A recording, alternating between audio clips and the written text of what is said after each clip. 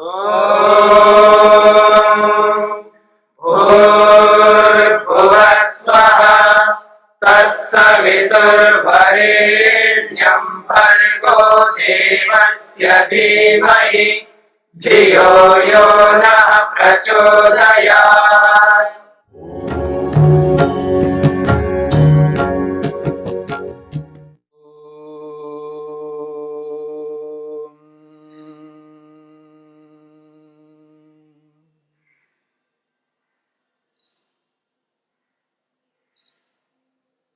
स्वाध्याय और योग। स्वाध्याय से और योग से आत्मा परमात्मा का साक्षात्कार कर सकता है। इस बात को लेकर के महर्षि वेदव्यास ने 28वें सूत्र में स्पष्ट किया है, तज्जपस तदर्थ भावनम। उस प्रणव का, ओम का जप करना है, परंतु अर्थ के साथ जप करना है। अर्थ सहित जप करने से ही परमात्मा का साक्षात्कार होता है।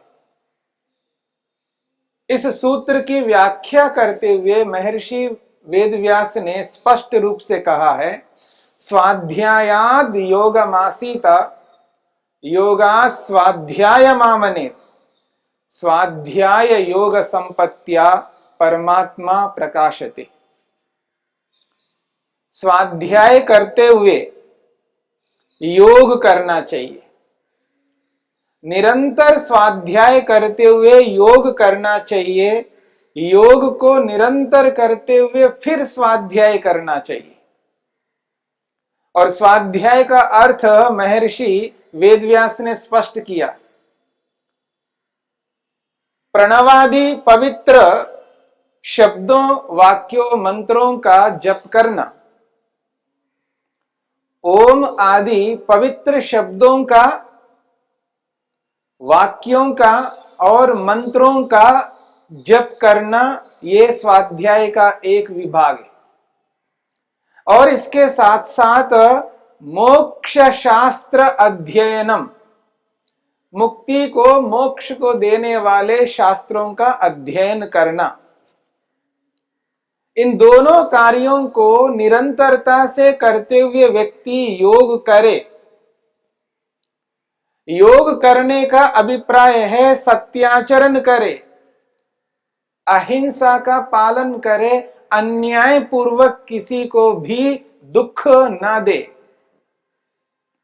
अपने व्यवहार में सदा सत्याचरण करते हुए, अहिंसा का पालन करते हुए, अस्तेय का पालन, चोरी का त्याग करते हुए, ब्रह्मचर्य का पालन, अपने आप पर संयम रखते हुए, अपनी इंद्रियों को अपने वश में रखते हुए, अनावश्यक साधनों का संग्रह न करते हुए, कलेक्शन न करते हुए, और अंदर से बाहर से अपने आप को शुद्ध पवित्र रखते हुए, उपलब्ध साधनों में खुश रहते हुए, संतोष का पालन करते हुए, अपने लक्ष्य को प्राप्त करने के लिए हानि लाभ, सुख दुख, सर्दी गर्मी आदि समस्त द्वंद्वों को सहन करते हुए, इन शास्त्रों का निरंतर अध्ययन करते हुए, जड़ पदार्थों को पदार्थ के रूप में और चेतन पदार्थों को चेतन पदार्थ के रूप में अनुभव करते हुए, कण कण में विराजमान परमपिता परमेश्वर को अनुभव करते हुए, ईश्वर प्रणिधान करते हुए, जब व्यक्ति अपने लक्ष्य की ओर अग्रसर होता है, तो प्रातःकाल और सायंकाल जब समय आता है, संधि वेला आती है, जब ईश्वर का जप करने का समय आता है, ध्यान करने का समय आता है, उस समय में एक आसन पर बैठना होगा, आसनस्थ होना होगा। स्थिर पूर्वक बैठ करके न हिलना, न डुलना, न खुजलना, न खांसना, पूरे शरीर को स्थिर करना और आंखें मूंद लेना। बाहर के समस्त कार्यों को त्याग करके, बाहर की क्रियाकलापों को रोककर,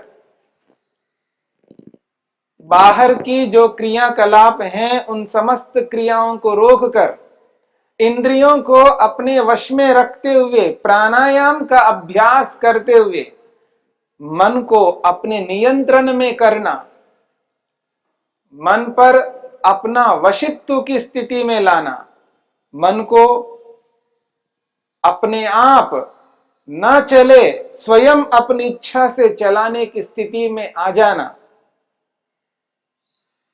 अपने मन को अपने ही शरीर के अंदर एक स्थान पर टिकाना और जप प्रारंभ करना। ये जो क्रिया है, ऐसी क्रिया को करना बहुत कठिन है। दुनिया में इंजीनियर बनना, डॉक्टर बनना, वकील बनना, प्रवक्ता बनना, लेखक बनना, खिलाड़ी बनना, समाज सेवक बनना, समाज सेवी बनना, अलग अलग उपकारों को करना, वैज्ञानिक साइंटिस्ट बनना, आईएएस आईपीएस बनना, बहुत सारे कर्म हैं, आसानी से ये नहीं बन सकते। इनके लिए मेहनत उद्यम करना पड़ता है। बहुत पुरुषार्थ करके कोई आईएएस बनता है, आईपीएस बनता है, बहुत मेहनत पुरुषार्थ करके कोई इंजीनियर बनता है, डॉक्टर बनता है। एक साइंटिस्ट बनने के लिए कितना मेहनत करना पड़ता है। ये अलग अलग विषयों के अलग अलग जो संसार के श्रेष्ठ लोग हैं, उनकी जो श्रेष्ठता उनको जो मिली है, उसके पीछे अथक पुरुषार्थ है। परंतु उस पुरुषार्थ करते हुए जिन स्थितियों में वो लोग आज विद्यमान हैं, वो एक महान कार्य है।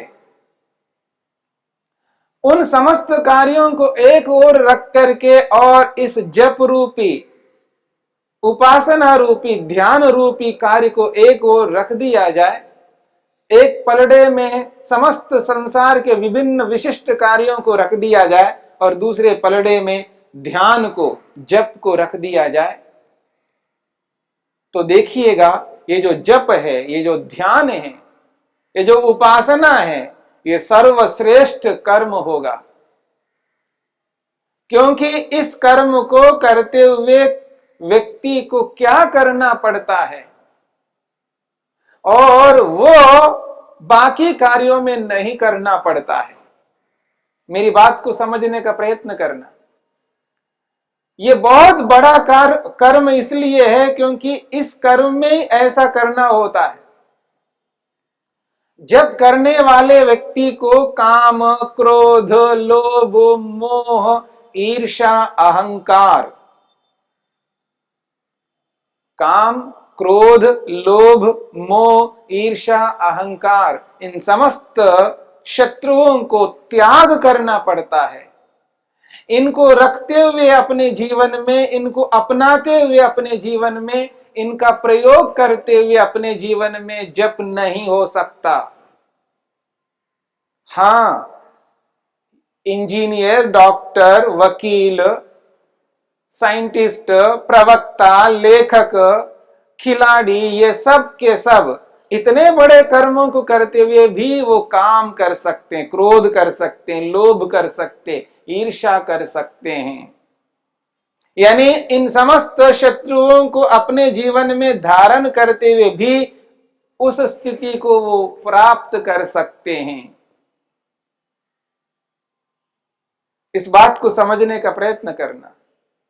परंतु जप करते हुए, जप करने वाला व्यक्ति इन कार्यों को नहीं कर सकता है। यदि ये करेगा तो जप जप के रूप में नहीं हो सकता।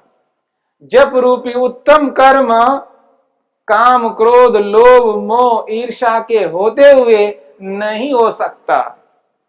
मेरी बात को समझने का प्रयत्न करना। जब एक महान कर्म है, जब में जिस प्रकार से व्यक्ति को उद्यम मेहनत करना होता है, जिस प्रकार से अपने मन को ईश्वर में एकाग्र किए हुए रखना होता है, वो जो एकाग्रता है, वह एकाग्रता काम, क्रोध, लोभ, मोह, ईर्ष्या, अहंकार के होते हुए नहीं आ सकती। परंतु इंजीनियर बन सकता है। काम, क्रोध, लोभ, मोह, ईर्ष्या, अहंकार के होते हुए भी व्यक्ति इंजीनियर बन सकता, डॉक्टर बन सकता, वकील बन सकता, प्रवक्ता बन सकता, लेखक बन सकता है, खिलाड़ी बन सकता है, नेता बन सकता है, साइंटिस्ट बन सकता है, सब कुछ बन सकते हैं, उसमें कोई आपत्ति नहीं आ सकती। परंतु जब नहीं हो सकता, जब ये शत्रु व्यक्ति के अंदर होंगे। इन शत्रुओं को समाप्त करना होता है, काम, क्रोध, लोभ को हटाना होता है, जीवन में उनको धारण नहीं करना होता है। यदि ये जीवन में है तो समझ लेना जप जप के रूप में नहीं हो पाएगा, जो यथार्थ रूप में जप होना चाहिए। हाँ, जप का प्रयास अवश्य हो सकता है, जप करने का प्रयास हो सकता है, लेकिन जप की पूर्णता नहीं हो सकती है। इस बात को समझने का प्रयत्न करना। ध्यान नहीं हो सकता है जब ये शत्रु अपने जीवन में रहते हैं। ध्यान का अभ्यास हो सकता है, ध्यान करने का अभ्यास कर सकता है, परंतु वो अभ्यास पूरा तब होता है जब ये शत्रु जीवन में ना रहे। इसलिए ध्यान करने के लिए, जप करने के लिए, भगवान की भक्ति करने के लिए इन सबको हटाना पड़ता है। जब ये शत्रु जीवन में रहते हैं, इनका प्रयोग जब हम करने लगते हैं तो जब जप के रूप में नहीं हो सकता, ध्यान ध्यान के रूप में नहीं हो सकता। इन सबको हटाना पड़ता है। ये जो हटाना है, इसके लिए जो मेहनत व्यक्ति को करना होता है, ऐसा मेहनत, ऐसा पुरुषार्थ दुनिया में किसी भी कर्म के लिए नहीं हो सकता। वो दुनिया के कितना ही बड़ा कर्म हो, दुनिया में बड़े से बड़े कर्मों को करने वाले होते हैं, पर उनके जीवन में ये रहते हैं। पर जो ये कहा जाए ये बहुत बड़ा जप करने वाला व्यक्ति है, यानी ये इसका जप सफल है, ऐसे व्यक्ति के जीवन में काम, क्रोध नहीं होने चाहिए। यदि है तो वो जप करने वाला नहीं है, वो दिखावा है। मेरी बात को समझने का प्रयत्न करना। आंख मूंद करके व्यक्ति ओम ओम करने का दिखावा कर सकता है, पर उसके अंदर जो काम, क्रोध, लोभ है, उनको वो हटा नहीं पाएगा। उनको हटाने पर ही जप जप माना जाएगा, उनको हटाने पर ही ध्यान ध्यान माना जाएगा, उन सबको हटाने पर ही ईश्वर का दर्शन हो पाएगा। ईश्वर दर्शन रूपी इस महान कार्य को करने के लिए इन समस्त शत्रुओं को जीवन में से हटाना पड़ेगा। ये जो बहुत बड़ा कर्म है, ये जप, इस जप को करना इतना आसान नहीं है, इतना सरल नहीं है। इसके लिए महान पुरुषार्थ करने की आवश्यकता है। जीवन में से सारे शत्रुओं को हटाना बहुत बड़ा काम है। अपने आप को लोभ से हटाना, अपने आप को असत्य से हटाना, अपने आप को अधर्म से हटाना, अपने आप को अन्याय से हटाना, हिंसा से हटाना, और केवल एक समय, दो समय के लिए, एक दिन के लिए, एक महीने के लिए नहीं है, जीवन भर के लिए हटाना है। जीवन में इनको धारण ही नहीं करना। जब ये हट जाते हैं तभी व्यक्ति का जप पूर्ण माना जाता है। जब ये हट जाते हैं तभी उसका ध्यान पूर्ण माना जाता है।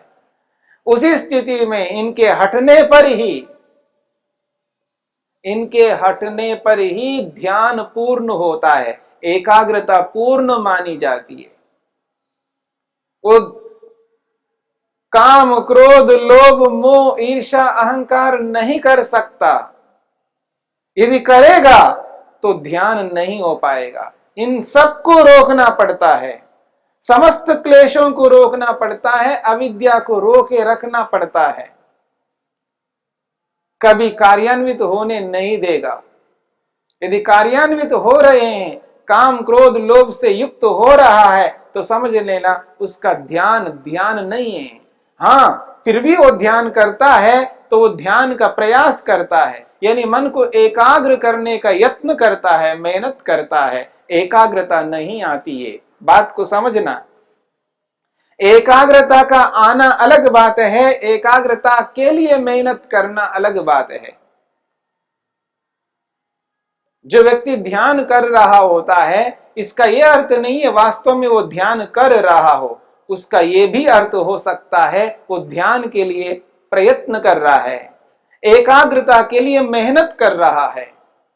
जो एकाग्रता के लिए मेहनत करना होता है उसको भी ध्यान कह दिया जाता है।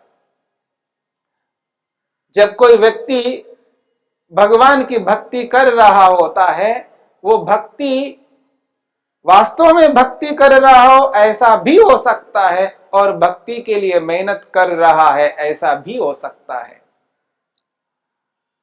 उपासना कर रहा है, इसका अर्थ दो होते हैं, एक उपासना के लिए मेहनत करना, उपासना को बनाए रखने के लिए यत्न करना, और एक उपासना करना। उपासना का अर्थ है ईश्वर का दर्शन करना, ईश्वर का साक्षात्कार करना।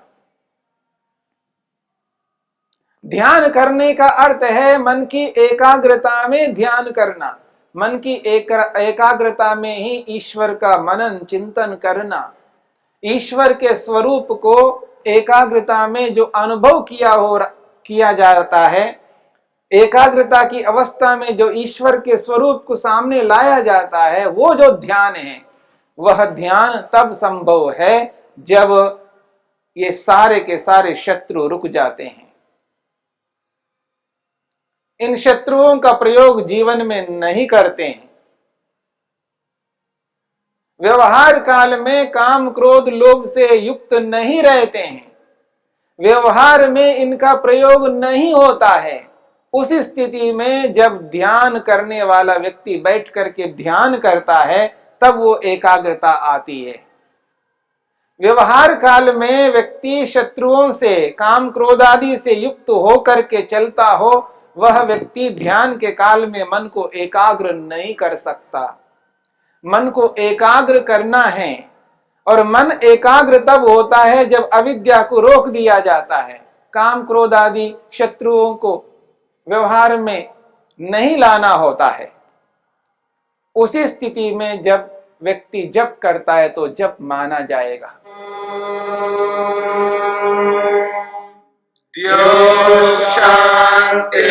शांतिरंतरिक्षं शांति पृथिवी शांतिरापः शांतिरोषधयः